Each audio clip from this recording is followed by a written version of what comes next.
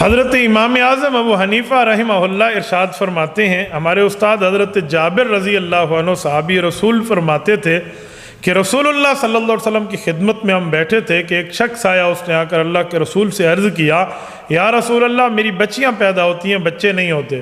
تو حضور علیہ السلام نے فرمایا کہ تو استغفار کی کثرت کر اور صدقے کی کثرت کر، اللہ کے نام پہ جتنا ہو سکے تو دے۔ تو کہتے ہیں اس نے صدقے اور استغفار کی کثرت شروع کر دی۔ فَوُلِدَ لَهُ تِسْعَةٌ مِّنَ الذُّكُورِ، تو اس کے 9 بیٹے ہوئے، 9 اولاد نرینہ۔ یہ حدیث پاک موجود ہے، اور اس کو اگر آپ مزید بھی دیکھنا چاہیں تو استغفار سورۃ نوح پارہ نمبر 29 میں لکھا ہوا ہے کہ اللہ پاک اولاد نرینہ عطا فرماتے ہیں۔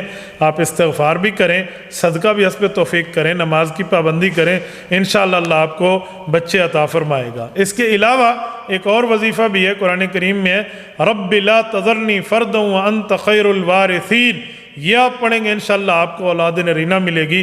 یہ ہمارے حضرات کا آزمودہ اور مجرب